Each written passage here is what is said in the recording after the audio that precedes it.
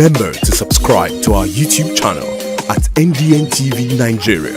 Click on the subscribe button and be the first to get notifications. Delta State Governorship Election Petition Tribunal sitting in Asaba recently reserved judgment on a petition brought before it by governorship candidate of the All Progressives Congress APC Senator Omo-Agege'S challenging the declaration of Governor Sheriff Oborevwori, candidate of the People's Democratic Party PDP, as winner of the March 18, 2023 governorship election in the state. Our correspondent reports that the anticipated judgment is generating an air of expectancy in rival political camps led by Governor Oborevwori and Senator Omo-Agege'S. Few weeks after the conclusion of the March 18, 2023 governorship election in Delta State, candidate of the All Progressive Congress APC, Senator Omo-Agege'S had approached the Election Petition Tribunal sitting in Asaba, challenging the declaration of Governor Sheriff Oborevwori as winner. In his petition, Senator Omo-Agege'S queries the collation of results by the Independent National Electoral Commission, INEC, insisting that it was in breach of provisions of the Electoral Act 2022 as amended.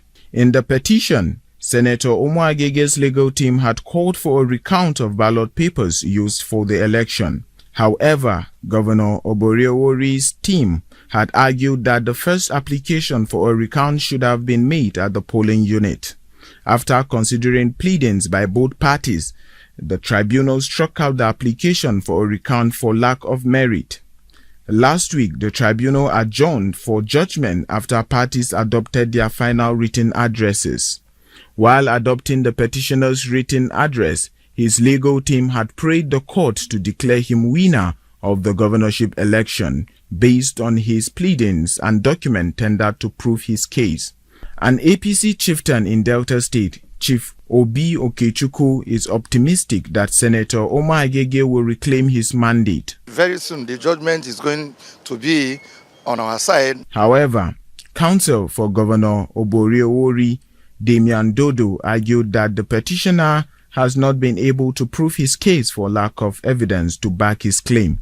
In the meantime, supporters of Governor Oborevwori remain optimistic about victory when the tribunal finally delivers judgment on a date that will be communicated to all parties. You cannot upturn what is very, very clear. The fact that Sheriff Oborevwori won this election is so overwhelming that no matter any trick, any surreptitious way of upturning it, you will always fail.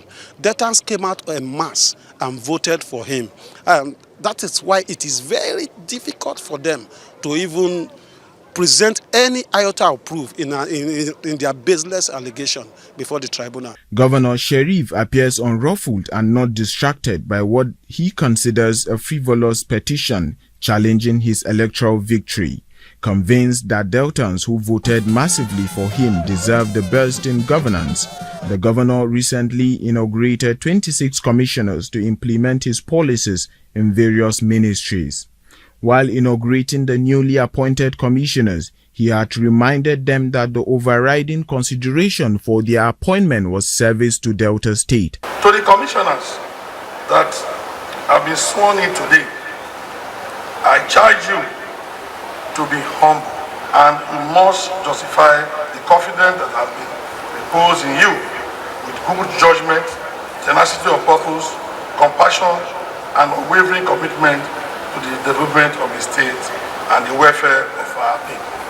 In their response to the governor's charge, the newly appointed commissioners promised to key into his more agenda, which is a comprehensive governance strategy designed to bring about sustainable development in Delta State.